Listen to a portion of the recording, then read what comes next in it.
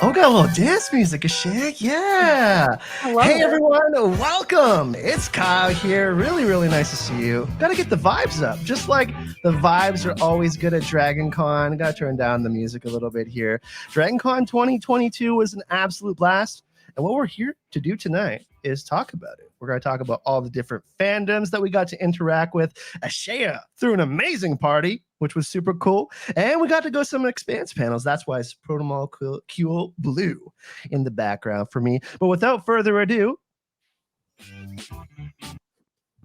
I love the music sound effects you have tonight. It's very we're gonna have fitting a special because sound effect, like a fairy sound effect for Ashaya from History of Westeros. that's great because I feel like there's always music and sounds going on around Dragoncon as you're walking around. People are carrying their speakers around, so you really brought the vibes tonight. Feel a little bit of funk music. So the post-con blues have subsided. Definitely felt that a little bit, and I think we all have our conversations about You're looking that. pretty blue, Kyle, right now. I gotta say.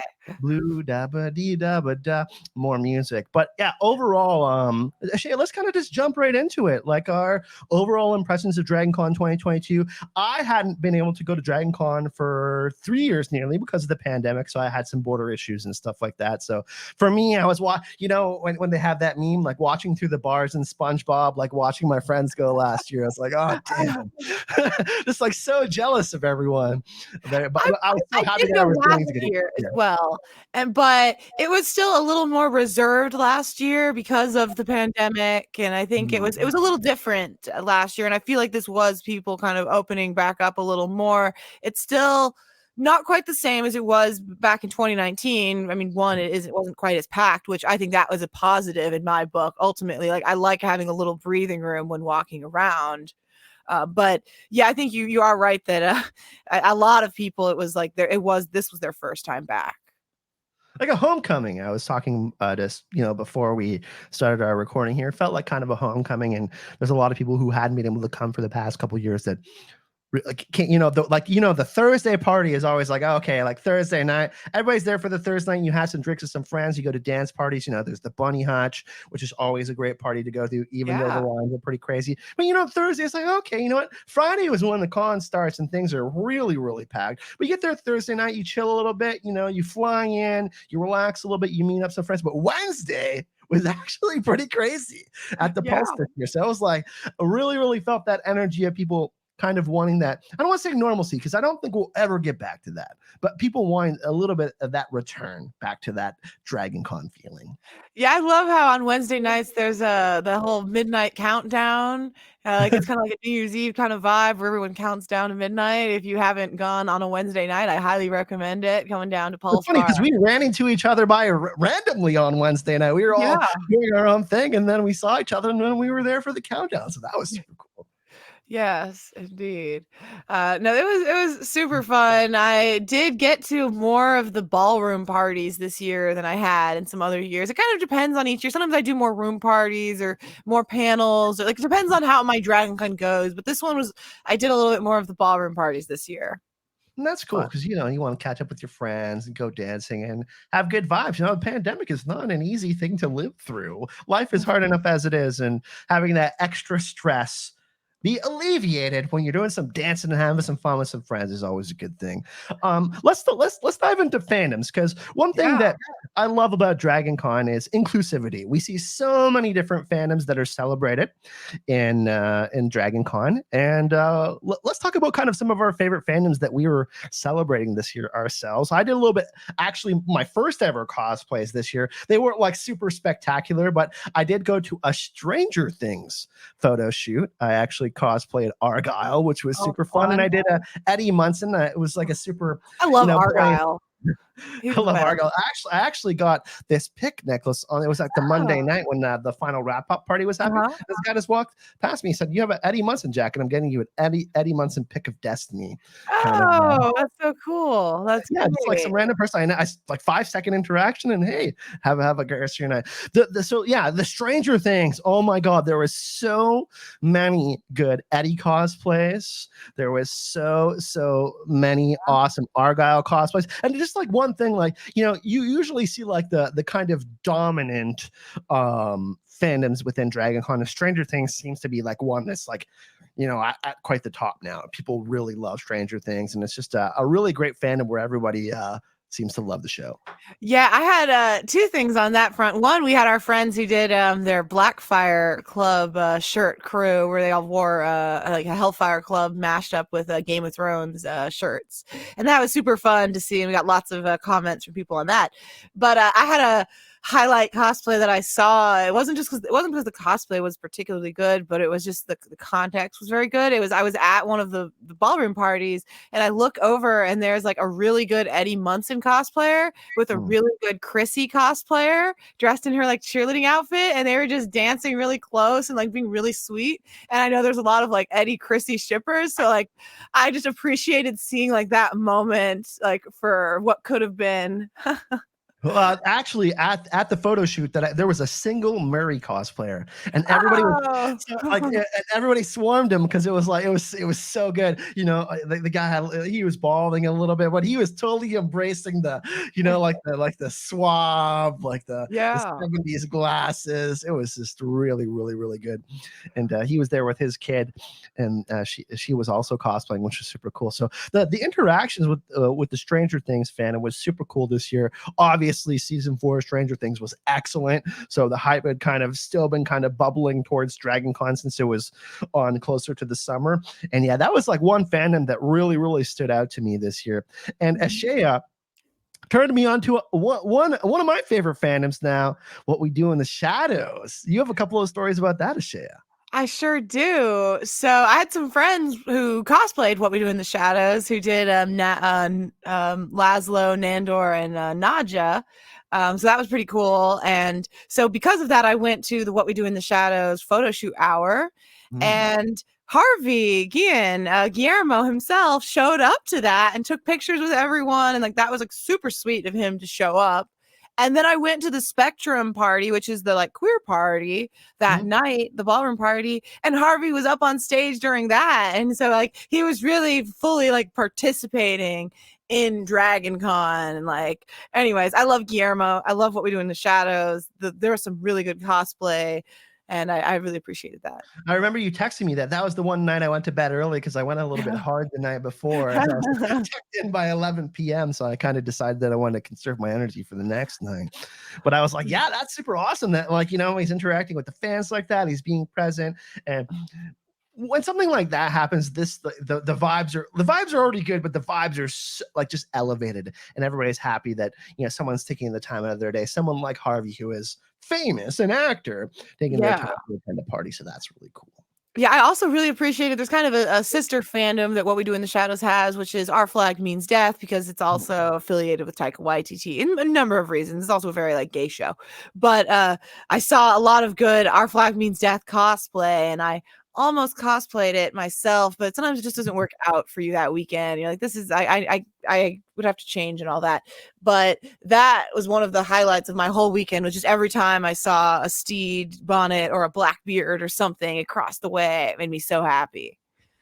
Let's talk about probably our favorite fandom. Let's talk about the A Song of Ice and Fire, Game of Thrones, Hot D fandom. There's a lot to kind of talk about this one. We're gonna get into the party that Ashaya threw, which is absolutely fantastic. But I went to the photo shoot and I did my first ever cosplay. I actually ordered this Ragnar Lothbrok cosplay on a site called Folk of the Wood. And I was like, okay, you know, I got the beard, I can pull off the Viking look, I got blue eyes, but I kind of turned it into like, you know, a northern loyalist. I went there and did my first ever Game of Thrones, A Song of Ice and Fire photo shoot, and there were so many awesome cosplays there. The one that really stood out to me was this gender-bent Corlys Valerion, which was my absolute favorite cosplay. I got to chat with her a little bit, but there was just really so many great cosplays, and that is another one. There were some really great Hot D cosplays, of course, within our community of friends. We had some Dom did Damon, which was absolutely fantastic at your event, but that was one thing that really stood out to me too. People were super excited because because the hot D was dropping right there. It was right before Dragoncon, and that's why I came up a little early to stay with you guys. We got to watch some episodes together, and overall, I just felt like the hype, the excitement was really, really palpable for House of the Dragon, especially at Dragoncon this year. Yeah, did you see there was a Daemon who wore his tourney armor with like the helm and all that? That guy looked really cool too. I missed it in person, but I saw photos.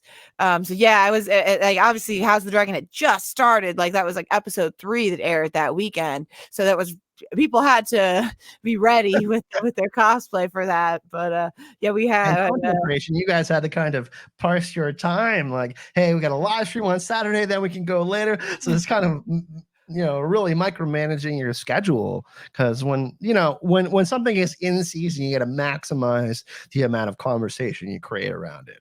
Yeah, for sure. Yeah, and I'm hoping. I mean, in previous years there was the Game of Thrones party, the high fantasy track through. So I hope that now that House of the Dragon is such a hit, that maybe we'll get a House of the Dragon party and another presence in future years. I would like to have that again.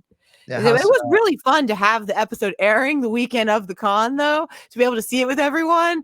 Like, it was a trade-off, because you're right that it was a little bit more stressful for me personally as someone who covers the series, but being able to see it with 100 of friends and other cool people. Let's talk about that a little bit, Ashaya. Ashaya through an event was called the Plaza. Is a Plaza Theater, I believe? Yeah, it's the Plaza Theater. It's a pretty iconic location here in Atlanta. I go to screenings there a lot, and they were nice enough to allow us to throw a private free screening.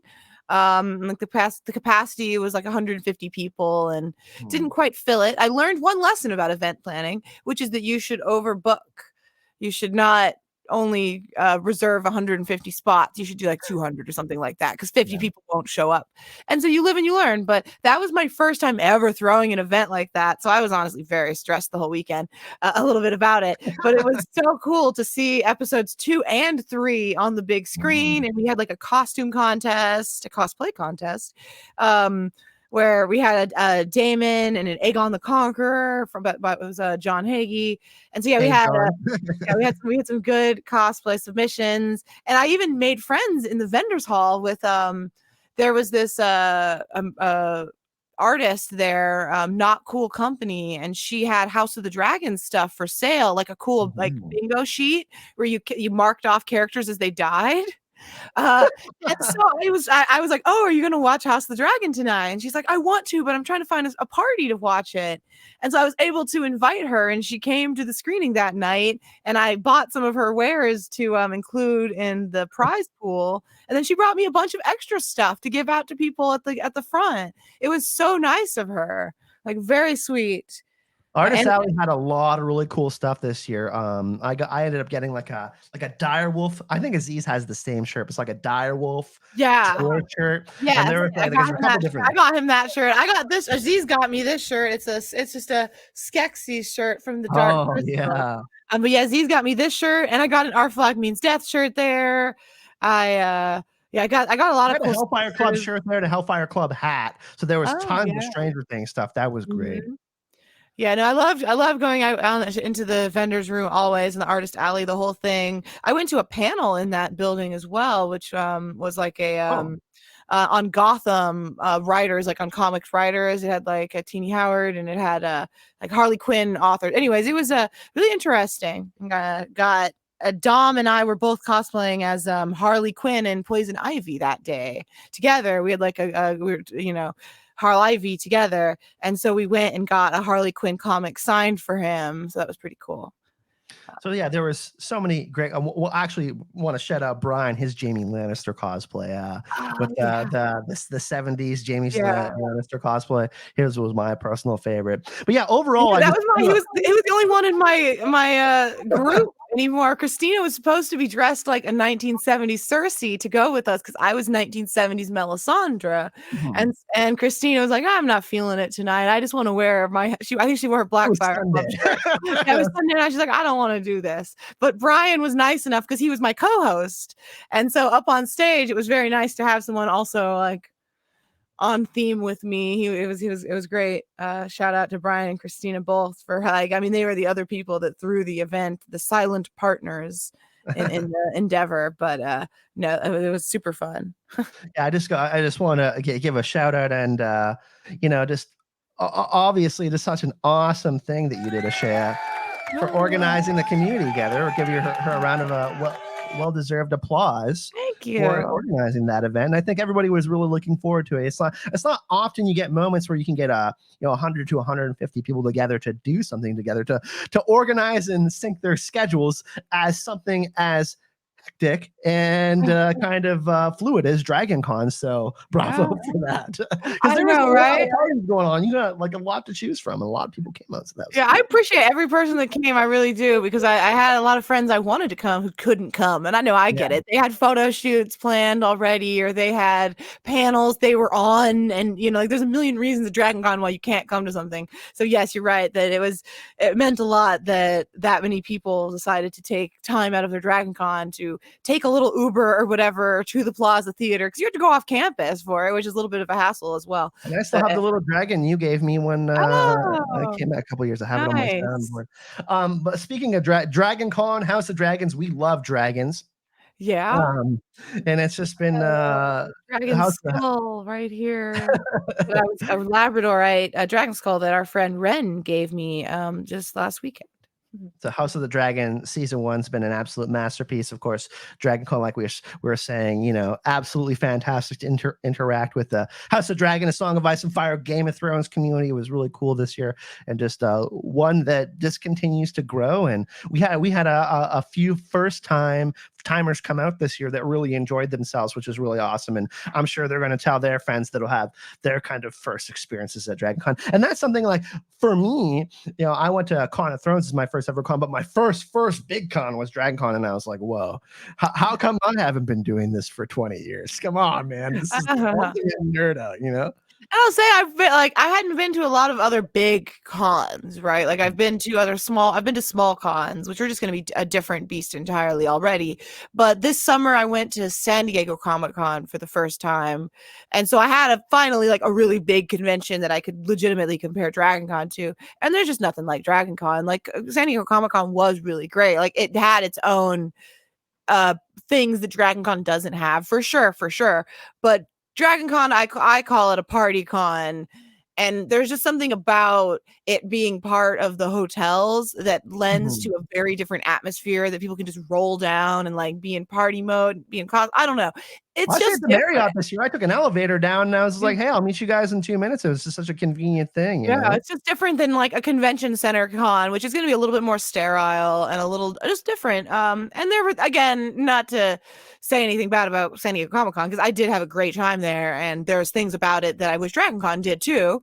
Obviously, like it's not just fully better, but if I had to pick one, I would pick DragonCon still. It's just so fun.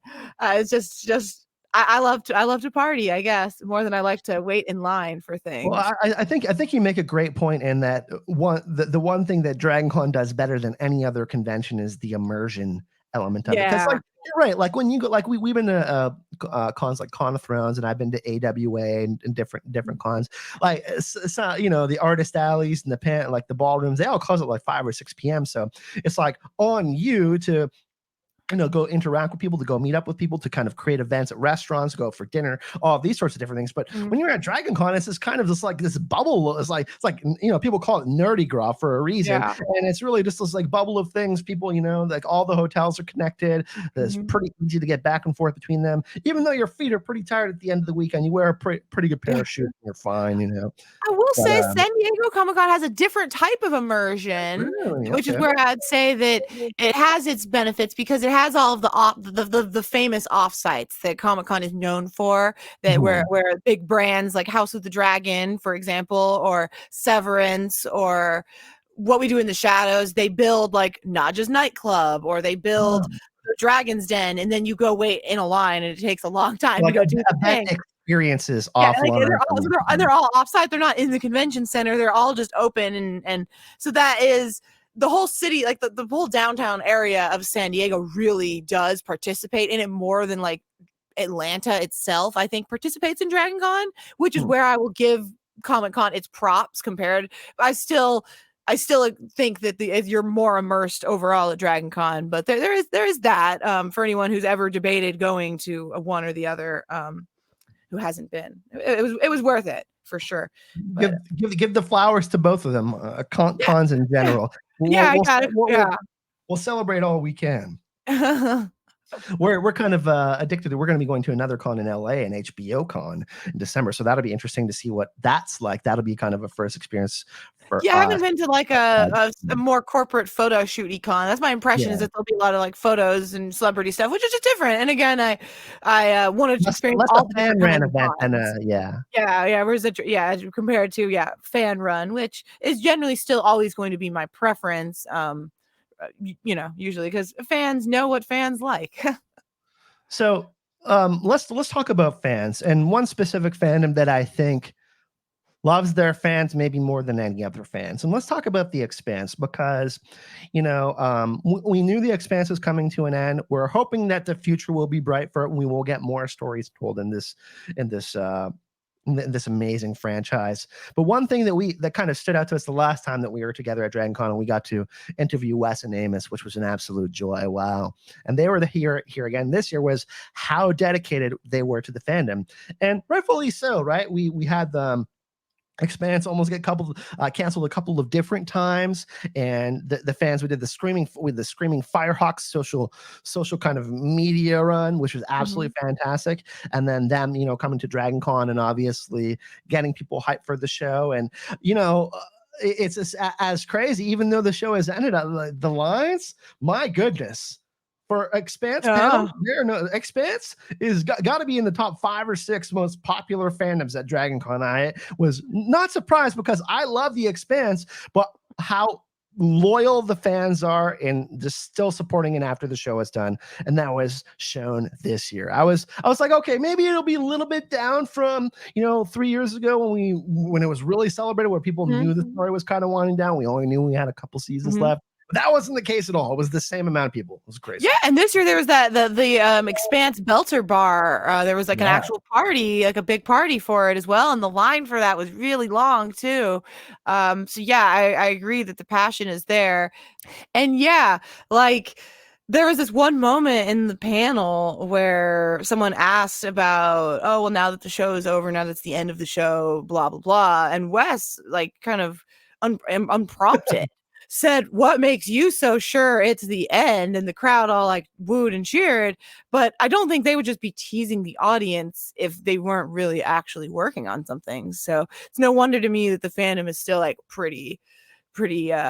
That was at the first panel. They had 3 Expanse panels that we're gonna talk about right now. We're gonna cover them all for you. This is the part of the con that we decided we wanted to focus on the most, being Expanse junkies. But that was one of the big things that stood out. And he said it at 2 different panels. That's a pretty big deal. Really? For him to go out of the way and be like, hey, you know what I mean? Like there's still a possibility of light in the darkness, in this vast abyss. It's like, because I think a lot of people, I haven't read all of the books, but a lot of people have. You have, and Aziz has, and other friends of ours has, and it's just an amazing story. People are raving about this is how a book series should end. Like, people were so satisfied with the ending. It's very rare you get those kinds of joys of fulfillments when you get to the end of some story, right? So for that to happen in a fandom as devoted as the Expanse is pretty rare. Yeah, for sure. And it is the sort of thing where, I mean, there is as you're aware, there is a time jump between the end of book 6 and beginning of book 7. So we don't need to have a full 30-year time skip where the show doesn't continue for 30 years, but it makes a lot of sense for them to take the breather and to let people age up 5 years or whatever, and to just like, there's no rush for something like this for them, really. And so my impression is that it's just them working out contracts and stuff like that. But I have more hope than ever. We see movie franchises like, for example, Star Wars come back, and we've had Age Luke Skywalkers, and there's all, I mean, like Full House and all sorts of different TV shows are coming back 20, 30 years later, and they're having the same amount of success that they did when the inception of their storylines were written and published on TV or in a movie. So it's not out of the question, and that's kind of how I think about it too. I'm like, oh, you know, Amos is a little bit more grizzled, and Holden's got a couple gray hairs, and they're a little bit more jaded, and like that's the kind of story that The Expanse is anyways. So for them to have some time being apart, I think would only, if we did get more morsels of The Expanse, which I'm crossing my fingers, I hope we get more, I would feel like, oh, them coming back together, this kind of passionate cast, like the kind of interactions that we've had personally with them being apart and then coming back together, I only think it would enrich, like it. I can't even imagine how good it would be. Yeah, I agree. And like they've been saying, they're gonna film in space by the end of it. That's got to be the culmination. They actually film a scene in space. It is. I mean, like they've said it multiple times. Like I really think they genuinely would be into that, and I would love for The Expanse to have that like clout, to have that under on its belt, to be like the show that filmed like a scene in space. I know Tom Cruise has talked about it, and there's other people that have talked about filming a movie in space. And I'm sure someday that'll actually happen. We'll be way past the years of when I'm alive. I'm not going to try to think about it, but I think it'll, you know, just for entertaining ourselves, you know, as far as the Expanse fandom, and especially Wes talking about it. Wes is like, he's like, yeah, I really want to do this. And, you know, him being in peak physical shape, he's someone that I can believe could actually fly to space. Yeah, you're right. He's jacked. So Chad Coleman, though, which was cool, Shay. We got to see him on a couple panels this year. That was a really nice inclusion. Yeah, he was really funny too. He had some good stories that he told as well throughout the whole thing. They all did. I think, I don't know if you had like a highlight story from the panels. I think my favorite story was Wes told. Do you remember the story about meeting a guy at a bookstore? I'll repeat it for the audience. That's really funny. Was how Wes was at a bookstore looking at some books, and he starts talking to this guy who is into fantasy and sci-fi, and they start talking about The Expanse and how much this guy is a huge fan of The Expanse. And Wes goes, oh, well, have you seen the show? Like, and he goes, yeah, I love the show too. I love the show. Wes is still just chatting with him for 10 minutes or something like that about books and about shows. And he's like, well, what characters do you like? Do you like Amos? And the guy goes, yeah, I love Amos. He's one of my favorites. But, you know, he says like a nice thing about him. And he goes, oh, do you remember what Amos looks like? And the guy goes, you know, he like tries to describe him. And then like they look it up. And then the guy like has this moment where he like looks back at Wes and looks down at the phone and realizes that he's talking to Amos right then, which is too funny to me. I can't imagine, like, he looks so distinct to me. I can't imagine not recognizing him.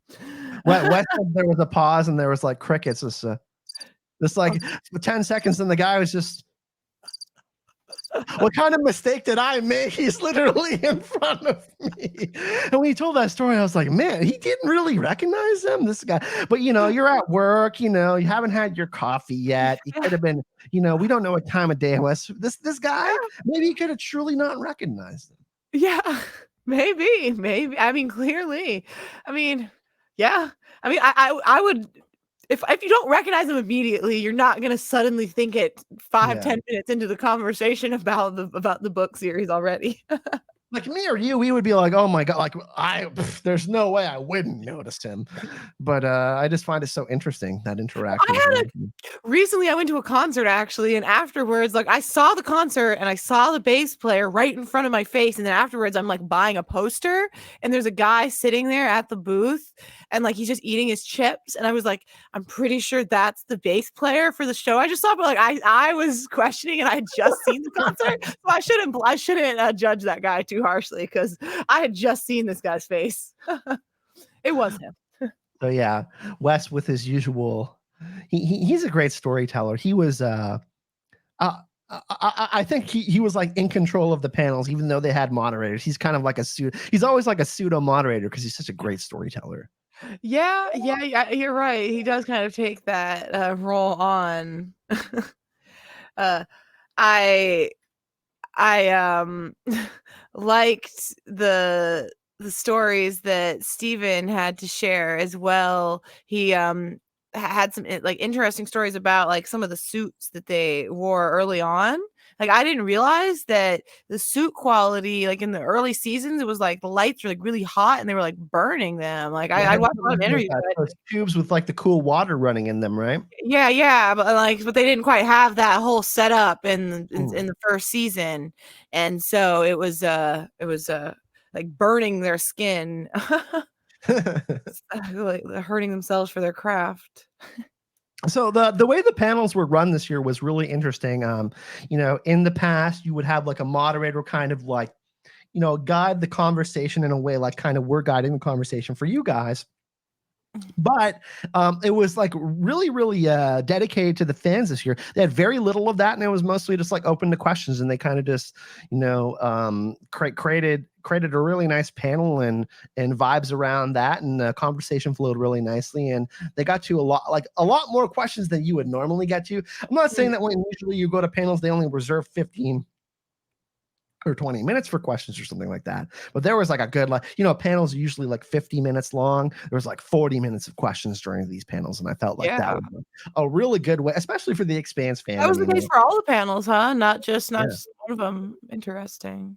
Was it a So different moderator for each one, or is it some of the same people? Do you yeah, remember? yeah, different moderators. And honestly, it was just great. Honestly, there's a little bit of different flavor to each of them. There were some similar questions and answers to all of them because like if you like, not everyone's going to be there on Friday. Some people may only be coming Saturday, and I do like that kind of aspect of it too. Like where the actors are kind of conscious, like, hey, this is still a relevant question, even though I answered it yesterday. Let's still talk about it today. This person who is asking the question might only be here today. Like those kinds of things. So, Mhm. those are some silly questions, but there's mostly great questions. And I feel like let's get into some of those. What are some of the questions that kind of stood out to you in some of these panels, There as was far as like like ones that you enjoyed?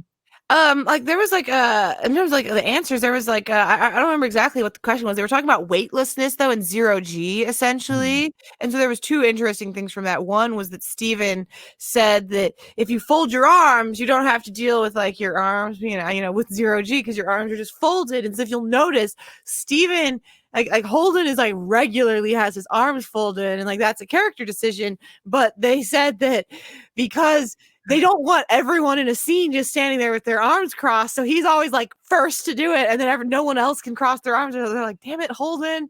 We can't, we have to do the like, They're trying to make it as realistic as yeah, possible in the show. So, and uh, Steven being, this pensive, yeah. thoughtful character is always crossing his arms. Yeah, so it works out very well for him. And then Chad Coleman said, for example, that he didn't get a zero G scene until he died. So he had a funny remark where he said, he's like, I had to wait till I died to experience weightlessness. And then they were shipping me through on this like stretcher type deal. Another question that came up about zero G was how does trying to keep it real impact your acting, and that was part of that question. But they worked with dance choreographers for zero G. Steven talked about that at the final panel, and he says, space is a hostile environment, and they wanted to portray that in the show. So that was kind of an expansion of the whole like not keeping your arms crossed, and for some of the other scenes too, just like even the scenes where you're trying to be like, they were like, actually pulsating through space and going through like super fast speeds and stuff like that. It's like training their bodies to have the right impression for people who are watching the show. And they had And some then really good. they did do the funny chair thing. Yeah. Give us the juice. And Yeah. that was pretty funny. Yeah, I did like it when they acted that out. They had some good insights into some of their characters too, and like I think Chad Coleman had an interesting thing where he was talking about. I don't remember exactly how we got on the subject at this point, but maybe it's just talking about what he took from his character, like in his regular life.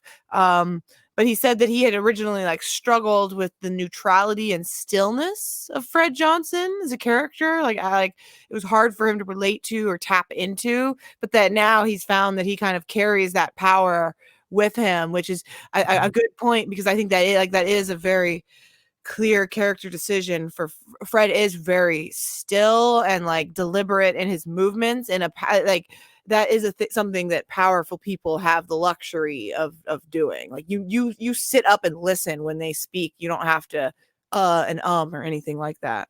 One thing that I do want to get into about Chad Coleman is he talked about his background in classical acting, Shakespeare. He did Shakespeare. He invoked some Shakespearean lines and acted out, and was really the bravado that he was showing and the execution. And he did that at a couple of different panels, and it was just really impressive, because a character that I always wanted to see more of in the show was Fred Johnson, and for him to kind of expanded like kind of his interpretations of Fred Johnson, the way he speaks and the kind of the way he carries himself was pretty cool. And that he kind of delved into kind of some Shakespearean elements for Fred Johnson.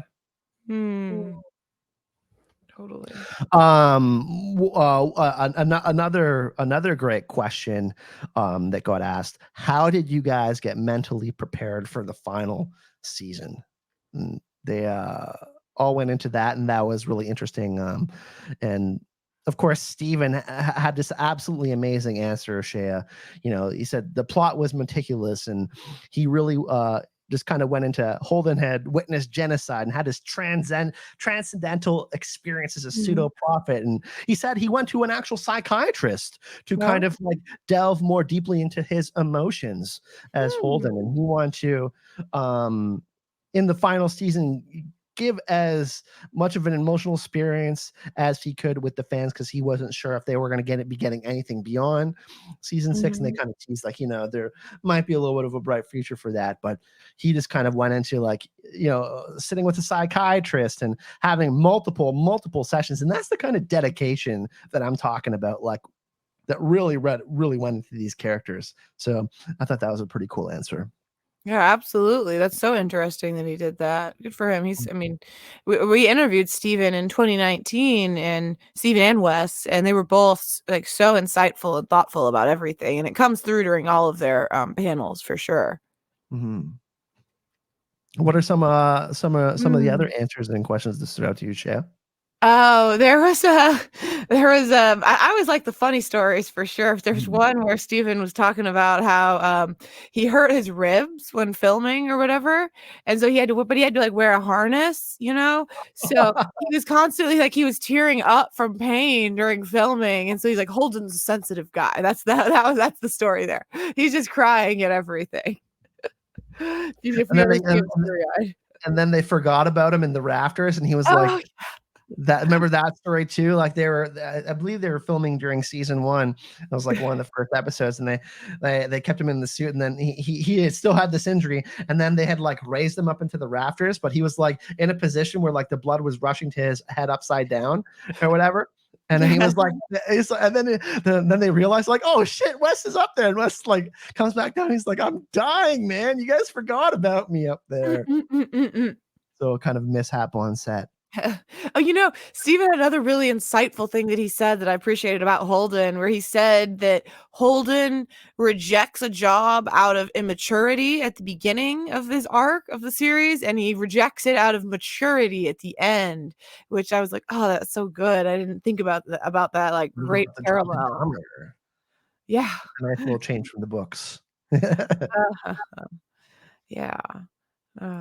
We're gonna get that. I guess we're gonna get a little bit of a drummer that drummer Telltale game series. Speaking of her, so I'm curious to get a little bit more Expanse stuff soon. Also, talk about that a little bit. The game, of course, he's a little biased. He's like, give us the drummer prequel series. Another question that popped up specifically on drummer was favorite character in the Expanse, and they all remarked drummer, but Wes was the first to say drummer. He said Cara G is just obviously an amalgamation of multiple characters within the show, but he said just like her gravitas and the way she carried herself and how hard she worked on the character, and all the effort that she put in. He just like really admired. He said he especially loved her arc during the final season, which is a pretty badass arc. I agree with that. I would agree. It's like it's no wonder they gave her so much to do, and she's such a good actress. But then it's no wonder that she's such a fan favorite character when you put 3, 4, multiple characters worth of material into one character. She's gonna just be a meaty, weighty character. So it works on both fronts, really. One of my very favorites. One thing that was also mentioned to Shea was Ty and That Guy podcast that was mentioned a couple of different times. People, I was just saying like, hey, we really love that you're like still doing interviews. They did an interview with Jacob, I believe, just a couple weeks ago, and just continuing that conversation about the Expanse, and that's something that they want to continue to do. And that was something that I found was really interesting, but also like kind of led into another interesting question. In that, do you suggest any changes to be made for your character? And then Steven had this really amazing answer. He said they had a deeply collaborative effort. And those are kind of some of the things that we wish, the actors from Game of Thrones would have for season 7 and 8, because they had some really nice insights into possibly where their characters, where they might hope they end up, even though they don't know the ending. And it felt like the collaborative effort in The Expanse really reflected in the popularity of the show and the support by the fans. First of all, obviously we know that these actors are deeply committed to that, but to have that kind of collaborative effort, it just, for me, it really shone through just how amazingly dedicated the writers and the actors were to the show. Yeah, absolutely. And in terms of like their dedication, it comes through when they talk about. I've talked about it many times in the past too, how they would rehearse every weekend, without being asked to, without being required to. Not something that a lot of television or movie productions do. Like they compared it to more of a theater environment, how you would rehearse like that. And just shows how when you spent so much time living with a character, of course it makes sense to me that the actors should have some input and insight and do always usually have like some agency or control over their characters by the end of like a long arc like that, when you've lived and like when you put so much thought into your character, more than a lot of writers do. When a writer is writing for 2 dozen, 3 dozen characters, and you're the actor only living with your one, like you're gonna have a little bit different of a relationship with it, I guess. And that's it was really interesting for them to say that like the thing that they would miss the most out of all this was those sessions that they used to have together, those kind of more intimate moments, those because obviously they're all friends, they're all very close, they talk, they said the word family multiple times, which is definitely something that we felt reflected within the crew of the Rocinante, right? Like that's something that we all look forward to when we were getting more episodes of the Expanse. But that is something that really shone through too. You could just tell how deeply the respect and love they had for each other. And like I said, that added even more to the intimacy of all their scenes, and just kind of the awesomeness that shone through their characters. Another cool question to share was what are some of the items that you guys want to steal from set?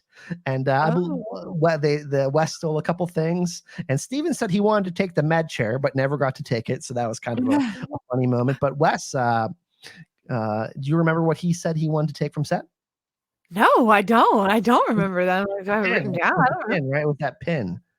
Oh. And then Chad Coleman said he wanted to steal like the prop proto-molecule. Oh yeah, he loves his proto-molecule. He brought up another time. He brought up how, in order to get into character, he just pictures the proto-molecule in his wallet, and then he's ready. So yeah, there's all like sorts of like funny little stories. There was a lot of great questions, obviously about like where they thought their characters ended up at, and some like we said, some of the same questions. There are some questions about Shorey, our queen, my queen. Yeah. And Chad said that he wished he'd gotten some scenes with Avasarala, because in the books he does get, they do end up giving like a scene together, but it just never happened in the show. Just too bad. I remember Steven saying he wished he had more scenes with Kara G. Drummer. He said Yeah. he really enjoyed the final part of the season and kind of the diplomatic, political part of Holden. He wished he could have, had some more of that. But both Wes and Chad said show Ray, and they're like, damn, her presence on set was just like them, like when you're seeing like you get to work with your idols. It's like kind of how they were talking about her. Yeah, I imagine so. And they said they had met up with Sheree just a couple of weeks before. Oh, that's cool. Yes. It's a lot of like really like overall positive things around the panels of Shea, just like really fun panels to go to. There's they can get some pretty good storytelling for sure. Yeah, absolutely. And I always also appreciate going to the panels because even the line experience is fun because you get to see, that's where you get to see other like Expanse cosplayers or something like that, or people in their shirts, or it's a good hub place to socialize with other fans of something. It's an argument for anyone who's like, I never go to panels, or I don't want to sit in a room. It's worth going, just hovering around outside the panel and seeing people milling about, to be honest. I will say that the Expanse fandom, there's a lot of really dedicated cosplayers like that's like like like some people will do a Stranger Things cosplay and that'll be kind of like this thing is hot and hip, and you know what I mean. But there's people like who like dedicate themselves to doing a full weekend of Expanse cosplays, and that's like their thing for multiple years. And we saw some of the same people with some of the same costumes and some new ones. There was that I wear most years, but I didn't have a chance this year again. I had other cosplays that I was doing, but I do love wearing my Expanse jumpsuit around. I can see why people would wear it all weekend because it's very functional. It's very utilitarian. It's got all these pockets on it, and it's like comfortable. Yeah. Oops, excuse me. At the final panel, there was the Frankie, there was a man in like a Frankie gunner, kind of went like with lights on the boots, and it was just like, oh my god, like you made that. Like Wes really went out of his way to be like, go take a picture with that person, because like you're putting that much effort into something, you're like, okay, this guy must have put like 50-60 hours into that costume, like holy shit. For sure. So like talking about cosplay and stuff like that, I'd love to talk about some of our favorite cosplay too. I saw like two things. One, I saw a really good Khonshu from Moon Knight, like tall, like on stilts or whatever, like tall as could be, walking through. It was really cool. I'll put a picture there. But I also saw some people walking around from the Spice Guild from Dune, like with the big bubble heads, right? And so I saw them walking around. I was like, amazing. It was so cool. And like, whatever, it was great. And then later that day on Instagram, I see my friend Rachel share a picture. That was her. It was my friend, my cosplaying friend, Rachel, Darth Rachel of Fire and Lunch, who I know from Con of Thrones, was this like one of the like maybe the coolest cosplay I saw all weekend. Was her, like, I mean, you'll see in the video on the picture, but it's like these big bubble heads, and like she had to have like a guide to walk her around because they can't see a lot, but it was very impressive, and I had no idea. Like I said, like some of my favorite cosplays are like the gender bent Corlys Valerion. Like the really impressive makeup ones. Like I saw like a one from Stranger Things. I was like, whoa, like prosthetics and like like tons of makeup. But I think my favorite cosplay all weekend was this Eddie Munson one. And he had this staff, and there was this D20, and was like lighting up, and it looked like lightning was shooting down the staff, and he had like, oh, that's really cool. And there was tons of Eddie cosplays were carrying around actual guitars and like mini amps, and we're like, and there was like a master of puppets, like 7 people were playing it like at the thing all together in sync. It was so cool. It was like, those like drummer videos of people playing, like 1,000 people playing drums at the same time. It wasn't like one of those big like hoorah things, but it was kind of reminded me of that, in that people were like playing master of puppets at the same time, and it was just like created this cool ambiance for the Stranger Things photo shoot. Yeah, that's super cool to be able to do that. At the What We Do in the Shadows photo shoot, there was in What We Do in the Shadows, there's a doll version of Nadja that like walks and talks, doll Nadja. And there I saw many doll versions of Nadja, but I saw 2 really good ones. One was someone who did like a big like paper mache, not paper mache, like a big mask version of it, where like they were just like a big life-size doll. It was very creepy. It was really cool. But another one was a woman who was Nadja, and then she had her daughter as doll Nadja. And so it was like a little tiny little. It Oh, was very man. cute. It was very sweet. Uh, So yeah, 65,000 people mm. apparently attended Dragoncon this year, which is like, And for I a think down year. yeah. It's like, Yeah, wow. at its peak, it's been like what 85 or 90K or something like that. So it's a lot fewer, but it was a good, I think, in my book. Ultimately, to have fewer people. Yeah, like sometimes it's hard to get to panels. Like you're going through those sky bridges and whatnot, and it's like, holy crap, man! It's like, how do you get through, right? Yeah, exactly. So I didn't really have that this So year. Like I over, did have a really long line for the vendors room this year, which I didn't normally have to go through. I But went. I I guess just see. Yeah, so I went on the Friday because one of my cosplays like got oh, canceled, and I wow. was like one of my cosplay outfits, and I was How like, long did you think it okay, took you to get into the vendors hall? 2 2 hours? hours, 2 something like hours? Yeah, that. about 2 hours for me on Sunday as well. So I it's was like, it was like wrapped around. It was the but maybe most it's insane like thing I've that ever other seen. years. I always go on Monday. I realize all the other years I've gone on Monday and it's just been walk in. I've never had to wait in a line to get into the vendors room. So it might just be normal and I've never gone on a Sunday or something like that. I'm not sure. I think my thinking too was this year was like I want to see the coolest, most unique one-ofs. You know what I mean? Because like I Uh-huh. would always go on the Sundays and Mondays, and there's always lots of stuff. Don't get me wrong. Yeah. There's Yeah. always tons of cool stuff. But getting to see like the kind of like, oh, okay, like the stuff that isn't picked over yet. It's like got to find a like couple really cool items that I was like, oh.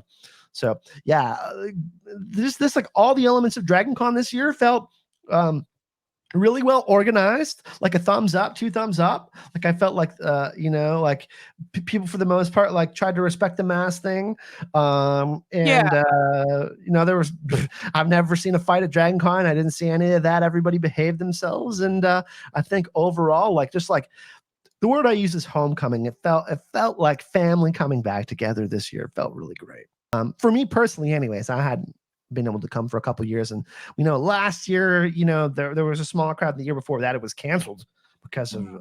how the pandemic was happening. But man, I don't know, just how everything was going down. It just felt great to be back, and we were really happy to have the opportunity to cover these panels. Thank you, DragonCon, for allowing us the opportunity I to wanna give do a this. special shout out too to something that Dragoncon did, whereas last Yeah. year they did not have the 24-hour arcade going, but they Oh. brought it back this year.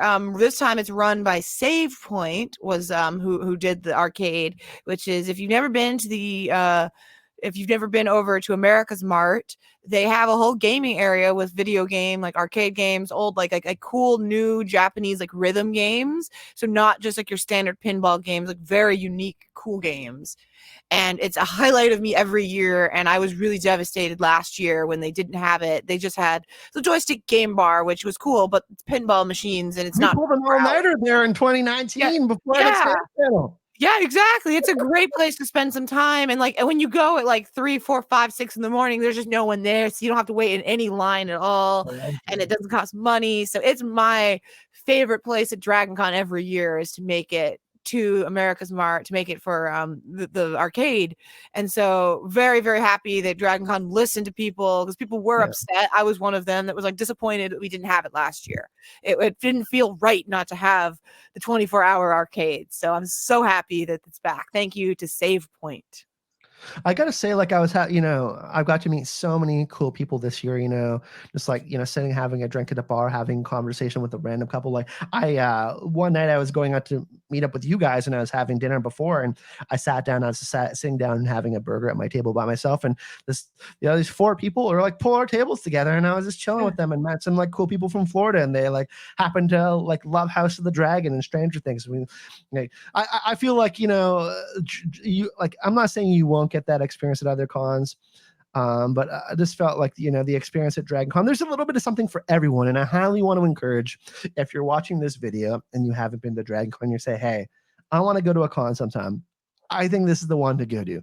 Go with your friends. Are you a little bit apprehensive about cosplaying? Who cares? Everybody's there to have a good time. Everybody's really accepting. There's so many so many awesome ways to express yourself, whether it's like Ashaya saying going to play some video games and having the arcade, or you go to the vendors hall and that's kind of your thing and you want to support artists, or whether you're a panel goer and you want to sit down and just chill and kind of have a chill vibe and not party, and you want to listen to what the actors say, or you can go take pictures, and then of course all the ballroom parties and the photo shoots. There's really something for everyone.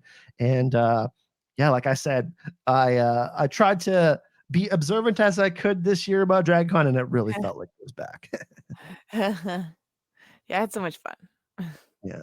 So yeah, with that said, a big thank you to Ashaya for joining me this year on this collaborative effort to kind of give a little viewpoint into why Dragoncon is so awesome and why you should go. And yeah, where can we find your content, Ashaya? Yeah, you can find me at History of Westeros on YouTube or your podcast feed. That's the main place that I'm sharing stuff. On Twitter, I'm at Mirani's Not. And we recently launched TikTok for History of Westeros. So on there, we're at The History of Westeros. I appreciate Dragoncon is on TikTok. I like seeing little glimpses of Dragoncon life on that as well. So appreciate them.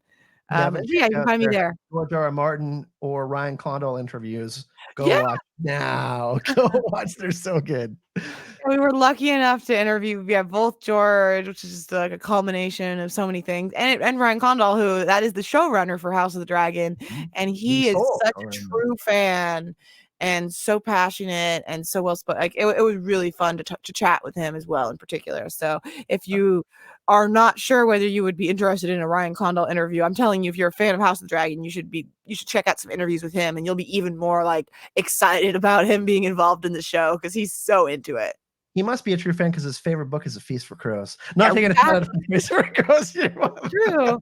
I'm like, that's my favorite book in the series too. So I was like, oh, you're a man of fine taste. I see. Nice. A man of true culture. Yeah, exactly. For me, I haven't done a Rings of Power video yet, but I'm doing one after the finale on Friday. Oh, and cool. I am actually been talking to Robert and other people behind the scenes. I'm not as well versed in the knowledge of the Lord of the Rings universe, but I've been like going to the wiki and reading about like the Silmarillion. Like I've been like, I'm like, damn, this is the show has been captive. Obviously, House of the Dragon, we had the masterpiece that was episode 8, masterpiece of a season as a whole, really. Emmy for Patty Considine, by the way. But yeah, House of the Dragon videos and Rings of Power. I'm going to start covering Rings of Power alongside my Witcher and House of the Dragon content. All fantasy. I'm all into fantasy, I guess. Yeah, apparently it's all fantasy, no sci-fi right now for you. Well, I mean, I'm just enjoying Andor as a fan right now, and that's absolutely fantastic. Yeah. That's going to be on in actually a couple hours, so I'll go watch that. Yeah. It's really a great time. Interview with the Vampire is really good too, by the way. I'll say for more genre TV that's going on. I'm going to watch episode 3 of Interview with the Vampire after we finish this recording. And you mentioned Severance. That's a show that I'm going to watch later. She-Hulk is on right now, and then Witcher. The Witcher is going to have a new Blood Origins show in December. So it's a pretty crazy time to be a fan, to be a nerd, be a geek, and that's why we love Dragoncon so much, because it celebrates all of that. So thank you everyone for coming here today. If you're watching this, if you want to talk about your Dragoncon experience and you go to Dragoncon, leave some comments in the comment section down below. Let us know what your favorite part of Dragoncon was. We'd love to hear it. And if you did any cosplays, put them down below. Let's start a fun little conversation, and we look forward to interacting with any of our Dragoncon lovers in the comment section. Thank you so much for joining us, and hopefully we'll do another one of these next year, Ashaya. Who knows? Yes. Thank you, Kyle. And a little bit of got to get the vibes up because it's Dragoncon. Thanks again, everyone, for watching this video. We shall see you in the next one.